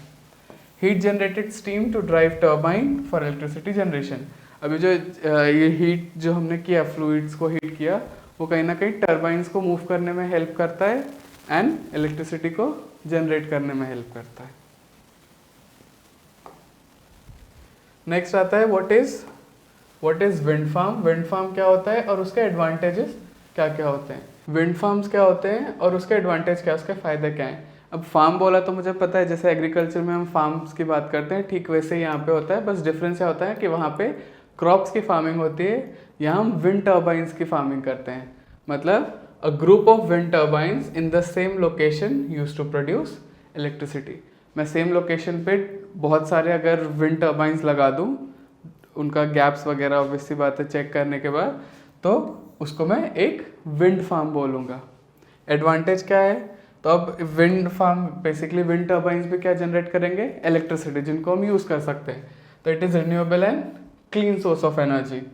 डिपेंडेंस ऑन फॉसल फ्यूल कहीं ना कहीं कम करता है। जब मुझे इलेक्ट्रिसिटी नेचुरली और क्लीनली मिल रही है तो मैं फॉसल फ्यूल्स को पोल्यूशन क्रिएटिंग फ्यूल्स को यूज़ करके क्यों एनर्जी लेना चाहूँगा, तो मेरा फॉसल फ्यूल से डिपेंडेंस कम होएगा। Minimal operating cost after installation. अब इंस्टॉलेशन के टाइम पे जो कॉस्टिंग लगता है वही कॉस्टिंग है, बाकी विंड फार्म का या विंड टर्बाइंस का ऐसा कुछ बड़ा कॉस्टिंग नहीं है, मेंटेनेंस नहीं है। Can be installed on agricultural land without disturbing crops. अब इनको मैं एग्रीकल्चरल लैंड पे भी लगा सकता हूँ बिना क्रॉप्स को इधर उधर डिस्टर्ब किए। तो ये इसके कुछ कुछ फ़ायदे हैं। ये की पॉइंटर्स थे जहाँ पे मुझे इसके बारे में नोट्स लिखने हैं। इलेबोरेट जितना कर सकते हो।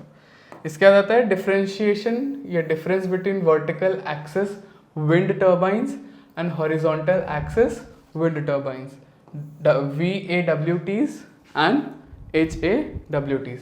इसका डिफरेंशिएशन यानी हम बेसिकली कंपैरिजन कर रहे हैं कि इन दोनों में डिफरेंस कहाँ आता है। फीचर बीइंग, अगर एक्सिस ओरिएंटेशन की बात करें ऑब्वियसली बात है वर्टिकल रहेगा एंड ये वाला हॉरिजॉन्टल रहेगा। विंड डायरेक्शन, इसको कोई भी डायरेक्शन से आता हुआ विंड चलेगा, वेरेज यहाँ पे जो मेरा टर्बाइन है वो उस तरफ फेस होना चाहिए कि जिधर से विंड आएगा। यहाँ से विंड आ रही है तो टर्बाइन का फेस भी इधर होना चाहिए। एफिशिएंसी इसकी कम होती है, इसकी ज़्यादा होती है। जो VAWTs हैं उनकी एफिशिएंसी कम होती है, ये कम इलेक्ट्रिसिटी प्रोड्यूस करेंगे, वेरेज ये बहुत ज़्यादा। इंस्टॉलेशन हाइट, अगर हाइट की बात करें तो जो वर्टिकल वाले होते हैं वो कम हाइट पे प्लेस किए जाते हैं, वेरेज हॉरिजॉन्टल वाले एकदम हायर हाइट्स पे प्लेस किया जाता है। अगर विंड टर्बाइंस देखे होंगे तो बहुत सारे बहुत हाइटेड होते हैं, वो हमारे हॉरिजॉन्टल एक्सेस वाले होते हैं। मेंटेनेंस, सिंस ये ग्राउंड लेवल पे है, जो मेरा वर्टिकल है वो ग्राउंड लेवल पे, तो इसका मेंटेनेंस ईजियर होता है। इसका मेंटेनेंस में प्रॉब्लम होता है बिकॉज ये बहुत टॉल होते हैं। यूसेज, इनको हम स्मॉल स्केल जगह पे यूज़ करते हैं, जैसे हमारे अर्बन एरियाज होते हैं, सिटीज़ वगैरह, अगर उसके आसपास विंड टर्बाइंस लगाने हैं तो वर्टिकल एक्सेस लगाते हैं। वेरेज जो ऑफ शोर हो गए ओपन फील्ड्स होते हैं वहाँ पे हम लार्ज स्केल में यूज़ कर सकते हैं, तो वहाँ पे हम हॉरिजॉन्टल एक्सेस लगाते हैं। ये इनका कंपैरिजन बोल लो या डिफरेंशिएशन बोल लो। इसके बाद आता है difference, again difference between what, conventional source and non conventional source. इन दोनों के बीच का डिफरेंस देखना है हमको। ओके, सो क्राइटेरिया क्या है, सोर्स का टाइप क्या है। तो कन्वेंशनल हमारे मेजरली फॉसिल फ्यूल्स ही होते हैं जो ज़मीन के नीचे बने विद मिलियन ईयर्स के बाद, वो कन्वेंशनल होता है। वेयर इज नॉन कन्वेंशनल मेरे रिन्यूएबल सोर्सेज होते हैं। फॉसिल फ्यूल क्या, कोल, पेट्रोलियम, नेचुरल गैस, एंड हमारे renewable sources like solar, wind and biogas. Availability की बात करें तो ये लिमिटेड होते हैं। ऑब्वियसली फॉसिल फ्यूल्स हम शुरू से पढ़ा है कि बहुत लिमिटेड हैं, अगर वो ख़त्म हो गए तो उनको बनने में फिर मिलियंस ऑफ ईयर्स लगते हैं। तो it is very limited and कहीं ना कहीं डिप्लीट हो रहे हैं, तभी इनकी कॉस्टिंग बहुत ज़्यादा हो रही है। रिन्यूएबल सोर्सेस जैसे बोला सोलर यानी सनलाइट, विंड यानी हवा, हाइड्रो यानी पानी, ये सारी चीज़ें अबंडेंट है इन नेचर में, तो हमारे लिए ईजिली अवेलेबल है।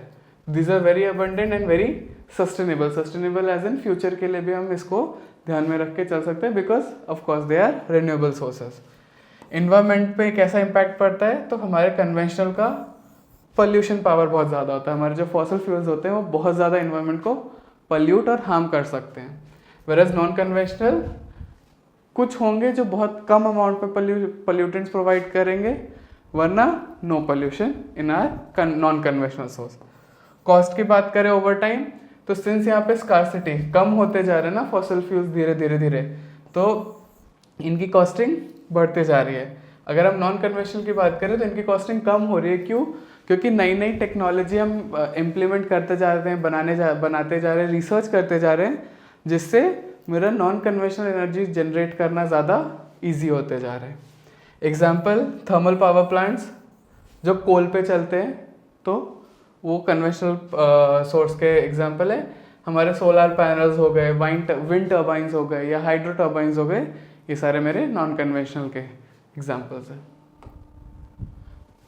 नेक्स्ट चैप्टर आता है again non conventional sources of energy, जिसमें मेजरली बायोमास की बात हुई है। बायोमास ये बायोगैस जो हम नेचुरली वेस्ट, एनिमल वेस्ट हो गया, सीवेज वेस्ट हो गया, उसको स्टोर करके उसको स्पॉइल कर करके उसमें से जो गैसेस रिलीज होती है उसको हम एज अ फ्यूल यूज़ करते हैं, वो मेरा बायोमास होता है।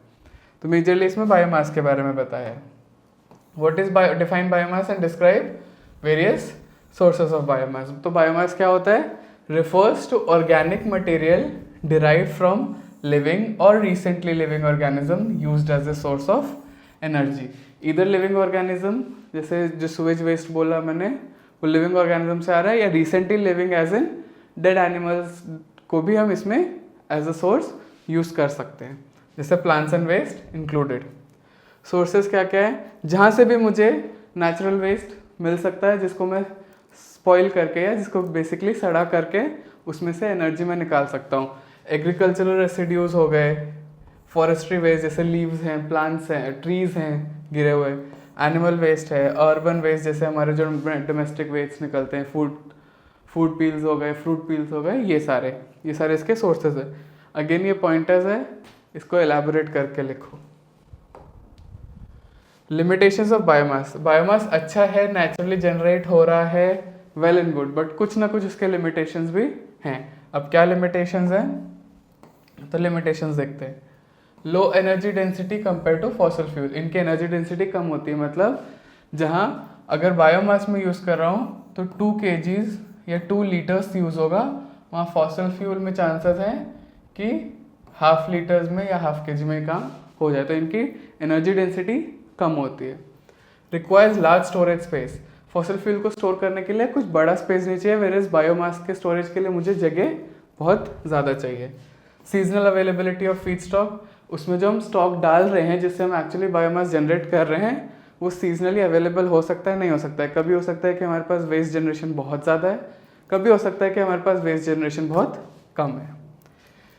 Insufficient combustion causing pollution. अब कुछ ट्रेडिशनल मेथड्स में जब हम बायोगैस यूज़ करते हैं, पुराने मेथड्स जो हैं, उसमें कहीं ना कहीं कंबशन पूरा नहीं हो पाता है, जिसकी वजह से पोल्यूशन होने के चांसेस बायोगैस में भी होते हैं। Collection, transportation, processing can be expensive. इसको कलेक्ट करना, जमा करना, इसको एक जगह से दूसरे जगह ट्रांसपोर्ट करना, प्रोसेस करना, कभी कभार most of the time actually expensive हो जाता है। ये थे बेसिक लिमिटेशंस।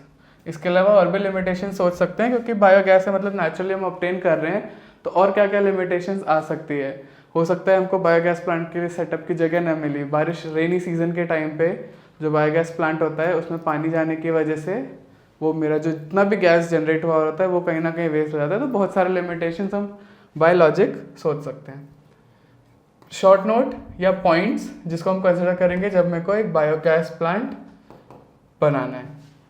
समझो मुझे एक बायोगैस प्लांट सेटअप करना है तो उसके लिए मुझे क्या क्या पॉइंट्स ध्यान में रखने चाहिए।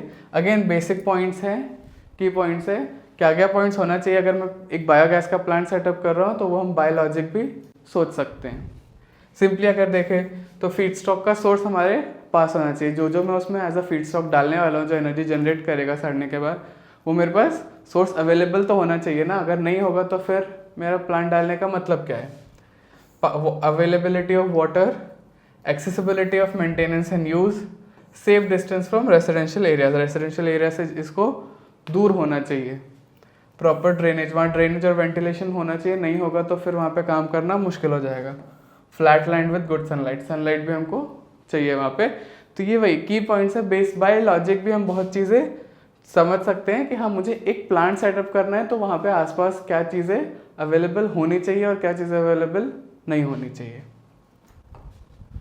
फिर आता है what is thermochemical conversion and explain hydrothermal carbonisation, कि भाई थर्मोकेमिकल कन्वर्जन क्या होता है और हाइड्रोथर्मल कार्बोनाइजेशन क्या होता है। अब ये क्लब करके क्वेश्चन मैंने लिख रखा है, हो सकता है ये दो अलग अलग पार्ट में है, थर्मल कन्वर्जन अलग आए एंड हाइड्रोथर्मल कार्बोनाइजेशन अलग आए। अगेन इसके पॉइंट्स क्या क्या हैं। सबसे पहले थर्मोकेमिकल कन्वर्जन क्या है। Thermochemical conversion is the process of converting biomass into energy और fuels using heat and chemical process. मतलब बायोमास जो हमारा जनरेट हुआ है उसको मैं जब एनर्जी सोर्स में कन्वर्ट करूंगा तो थर्मोकेमिकल प्रोसेस होता है, thermochemical conversion. Why thermochemical, thermo मतलब thermal as in heat and chemical as in chemical. तो कहीं ना कहीं मैं हीट और कुछ केमिकल प्रोसेस करने के बाद बायोमास का कन्वर्जन कर रहा हूँ, इसलिए हमने उसको नाम दिया थर्मोकेमिकल कन्वर्जन। मेजरली पायरोलिसिस हो गया, गैस्ट्रिफिकेशन। पायरोलिसिस कुछ नहीं मतलब एक्स्ट्रा हाई टेम्परेचर पे हीट देने को हम पायरोलिसिस बोलते हैं। अब हाइड्रोथर्मल कार्बोनाइजेशन क्या होता है, ये HTC क्या होता है। A process in which wet biomass is heated in water under pressure 180 to 250 degrees पे हम इसको पानी के नीचे प्रेशर में हीट करते हैं और बायोमास कन्वर्ट हो जाता है कार्बन रिच सॉलिड में, जिसको हाइड्रोचार बोलते हैं। बेसिकली ऐसा समझो कि this is type of a coal जो कि फॉसिल फ्यूल नहीं है। एग्जैक्ट प्रॉपर्टी कोल की ये नहीं कैरी करता है, बस सम सॉर्ट ऑफ ये कोल जैसा ही दिखता है। It mimics natural coal formation but occurs in hours instead of millennia. अब इसी बात है, ये सिंस मैं बायोमास को कन्वर्ट कर रहा हूँ तो इसने वही बोला है कि मिमिक एज इन वो कोल जैसा ही दिखता है, समवॉट उसकी प्रॉपर्टीज भी कोल जैसी होती है, बट ये तुरंत एज इन कुछ आवर्स में बन जाता है रादर देन कोल जिसको बनने के लिए सालों साल लग जाते हैं, मिलेनियर्स लग जाते हैं। Suitable for wet biomass without needing drying, wet biomass के लिए काम आता है। HTC and thermochemical conversion. Again की पॉइंटर्स है, please keep this in mind and write answers as long as possible with your own words, using your own words, not copy. Concept of hydrogen fuel cells. अब इतने सारे non conventional source में एक नया source हमने ढूंढा है जिसको हम hydrogen, basically hydrogen cells, hydrogen as a fuel. जो H2 गैस हम जनरली बात करते हैं एज एन एलिमेंट या रिएक्टिव एलिमेंट, रिएक्टिव केमिकल, उसी से हमने फ्यूल सेल्स बनाना चालू किया है, उसको एज अ फ्यूल यूज करना चालू किया है। Converts chemical energy of hydrogen into electricity. जो हाइड्रोजन की केमिकल एनर्जी है उसको ये इलेक्ट्रिसिटी में कन्वर्ट करता है, जो हाइड्रोजन फ्यूल सेल होता है। Works through an electrochemical reaction not combustion. ये कंबशन पे काम नहीं करता है, वरस इलेक्ट्रोकेमिकल रिएक्शन जहाँ कैथोड और एनोड और इलेक्ट्रोलाइट और कैटालिसिस प्रेजेंट होता है, इलेक्ट्रॉन का फ्लो होता है, उसके बेसिस पे ये काम करता है एंड नॉट कुछ कंबशन, अंदर कुछ हीटिंग नहीं होती है। इसमें हम हाइड्रोजन और ऑक्सीजन डालते हैं, बाय प्रोडक्ट में मुझे वाटर मिलता है, इसलिए hydrogen fuel cells are most considered more convenient, क्योंकि यहाँ पे बाय प्रोडक्ट में पानी मिल रहा है, कुछ पोल्यूशन, कुछ एक्स्ट्रा पोल्यूटेंट, ऑर्गेनिक इनऑर्गेनिक कुछ नहीं, मुझे बाय प्रोडक्ट वाटर मिल रहा है which is safe for environment and again as a source में इसको यूज कर सकता हूँ।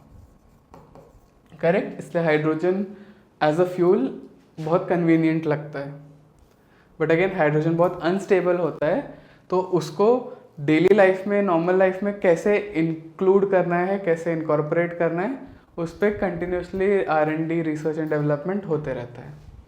इसके कंपोनेंट्स एनोड होता है, कैथोड होता है, इलेक्ट्रोलाइट होते हैं, कैटालिसिस होते हैं। जो प्रोटॉन्स होते हैं वो इलेक्ट्रोलाइट से पास होते हैं और इलेक्ट्रॉन्स ही, जो इलेक्ट्रॉन्स है उसमें इलेक्ट्रिसिटी जनरेट करते हैं। Hydrogen fuel cells are very clean and efficient, बहुत क्लीन होते हैं। एफिशिएंट इसलिए क्योंकि ऑलमोस्ट मेरा सारा जो एनर्जी कन्वर्जन हो रहा है मैं सारा का सारा यूज़ कर पाता हूँ। इको फ्रेंडली होता है एंड रॉकेट फ्यूल्स के तौर पे हाइड्रोजन यूज़ होता है। जब रॉकेट में हम फ्यूल्स डालते हैं वो जनरली हाइड्रोजन इसलिए डालते हैं क्योंकि हाइड्रोजन जब जलेगा तो अगेन मुझे क्या देगा, पानी देगा, तो इको फ्रेंडली भी हो गया। ये हाइड्रोजन फ्यूल सेल था। लास्ट चैप्टर पे चलते हैं which is sustainable practices. J basically जो भी एनर्जी रिलेटेड सोर्सेज हैं उनको कैसे सस्टेन करके चलना है कि हम भी यूज़ करें एंड हम फ्यूचर जनरेशन भी हमारी यूज़ कर सके, बचा के हम कैसे करें। सबसे पहला question is types of non conventional sources and their end. अब मुझे पता है नॉन कन्वेंशनल सोर्सेज जस्ट हमने देखे कौन कौन से हैं, सोलर एनर्जी है, विंड एनर्जी है, geothermal energy and hydrogen energy है। ठीक है, इसकी नीड क्या है, ज़रूरत क्यों है, तो कहीं ना कहीं फॉसिल फ्यूल डिप्लीट हो रहा है, करेक्ट, कहीं ना कहीं फॉसिल फ्यूल पोल्यूशन करता है, तो मुझे ज़रूरत इसकी नॉन कन्वेंशनल सोर्स की इसलिए कि फॉसिल फ्यूल ख़त्म होने के बाद हम इनको यूज़ करें एंड नॉट एक्चुअली ख़त्म होने के बाद हमको फॉसिल फ्यूल का यूज़ एनीवेज कम कर देना चाहिए क्योंकि हमारे पूरे इन्वायरमेंट में पोल्यूशन बहुत ज़्यादा इंक्रीज़ हो रहा है, ग्लोबल वार्मिंग बहुत ज़्यादा बढ़ रही है, सीजनल चेंजेस हमको रैंडमली देखने को मिलते हैं, कभी भी बारिश, कभी भी गर्मी, कभी भी सर्दी हो रही है। ये सब फॉसिल फ्यूल और एयर एटमॉस्फेयर के डिप्लीशन की वजह से हो रहा है। तो मुझे कन्वेंशनल एनर्जी क्यों चाहिए, पहले तो फॉसिल फ्यूल का यूज़ कम करने के लिए, पोल्यूशन कम करने के लिए, एंड सिंस इसका नेचर सस्टेनेबल है, सस्टेनेबल एज इन क्योंकि रिन्यूएबल सोर्सेज से बनाया जाता है तो कहीं ना कहीं ये इसको हम आगे तक लेके जा सकते हैं। इसके बाद आता है geothermal energy and potential at world level. Geothermal energy is again new type of invented या founded source of energy. Geo मतलब यहाँ पे geography as in earth and thermal means heat. तो geothermal energy is nothing but जो हमारे अर्थ के core में जो टेम्परेचर प्रेजेंट है ना, हमारा अर्थ का कोर बहुत ज़्यादा हीटेड है, करेक्ट, तो उस हीट को यूज़ करके जब हम एनर्जी बनाते हैं, कन्वर्ट करते हैं, यूज़ करते हैं, उसको हम क्या बोलते हैं, जियोथर्मल एनर्जी। उस हीट को यूज़ करके हम इलेक्ट्रिसिटी जनरेट कर रहे हैं तो वो हमारा जियोथर्मल एनर्जी में आता है। Energy obtained from heat stored beneath the earth surface, earth surface के नीचे जो हीट स्टोर है उनको ऑब्टेन करना। एक्सेस कैसे होता है, drilling wells and using steam of hot water to generate electricity. अब वोल्केनो वगैरह जहाँ वॉल्केनिक एरप्शंस होते हैं, जहाँ वॉल्केनोस प्रेजेंट है, वहाँ पे ना हाई स्टीम्स आती हैं, हॉट स्टीम्स आते हैं एक्चुअली पानी की। ये पानी क्यों गर्म हो रहा है, हमारे कोर की वजह से। तो उन स्टीम को यूज़ करके, ये समझो मैं कोर के आसपास ड्रिल करके एक वेल बनाऊँ और उसमें जो गर्म पानी आता है उसको यूज़ करके इलेक्ट्रिसिटी जनरेट करते हैं, वो हमारा जियोथर्मल एनर्जी में काउंट होता है। वर्ल्ड पोटेंशियल कंट्रीज जैसे यूएस हो गए, इंडोनेशिया, फिलीपींस, यहाँ सब में जियोथर्मल एनर्जी बहुत ज़्यादा यूज़ में है। ग्लोबल जियोथर्मल इलेक्ट्रिसिटी कैपेसिटी, जो ग्लोबली अगर हम कैपेसिटी देखें तो 15 गीगावाट्स में है। इसको हम अगर प्रॉपरली यूज़ करें तो 200 गीगावाट्स तक जा सकते हैं। मतलब कहीं ना कहीं we can stop the complete use of pollution making fossil fuels. ठीक है, जैसे हाइड्रोजन का एनर्जी इज़ वेरी कन्वीनियंट, ठीक उसी तरह जियोथर्मल एनर्जी भी बहुत ज़्यादा कन्वीनियंट हो जाएगा एंड पोल्यूशन फ्री। ये सारी चीज़ें एक्चुअली पोल्यूशन फ्री है एंड कहीं ना कहीं नेचर में एग्जिस्ट करती रहेंगे। हमारा अर्थ का कोर इतना हॉट है कि अभी तो ठंडा नहीं हो रहा है, तो समझो जियोथर्मल एनर्जी से हम कंटिन्यूसली अगर इलेक्ट्रिसिटी बनाने लगे तो कहीं ना कहीं हमारा एक अनलिमिटेड हीट सोर्स हो जाएगा, जस्ट लाइक सोलर। सन जब तक है तब तक सोलर एनर्जी है और सन अभी कहीं जा नहीं रहा है। ओके,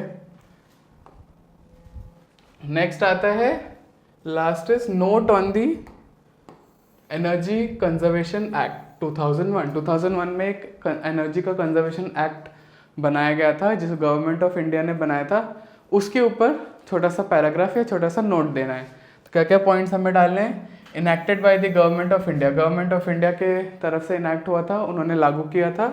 क्या प्रमोट करने के लिए, efficient energy use and waste को रिड्यूस करने के लिए। Establish in the bureau of energy efficient, BEE बोलते हैं, यहाँ से इस्टेब्लिश हुआ था। Sets a standard and labelling of applications. अगर हम अपने इलेक्ट्रॉनिक एप्लीकेशंस देखें तो उस पर एक पर्टिकुलर लेबलिंग होती है, कहीं पे BIS की लेबलिंग देखने को मिलेगी, जो हमारे फ्रिजेस में 5 स्टार वाली लेबलिंग होती है। ये सब लेबलिंग स्टैंडर्ड्स भी इस 2001 के एक्ट के अंदर आते हैं। Mandates energy audit for industry, जैसे जो बड़ी बड़ी इंडस्ट्रीज होती है वहाँ पे यही एक्ट के थ्रू ऑडिट्स किए जाते हैं कि कहीं ये इंडस्ट्री एक्स्ट्रा एनर्जी तो नहीं वेस्ट कर रही है, सस्टेन करके चल रही है या नहीं चल रही है, एनर्जी लिमिट से तो ज़्यादा नहीं यूज़ कर रही है, उसके ऊपर। They promotes energy efficient building, energy efficient building promote करते हैं। एंड ऑल्सो कैसे एनर्जी बचाई जाए, कैसे सेव की जाए, उसके ऊपर इस एक्ट के अंदर ट्रेनिंग वगैरह भी दी जाती है। सो आई होप इतना समझ में आया होगा। So thank you very much.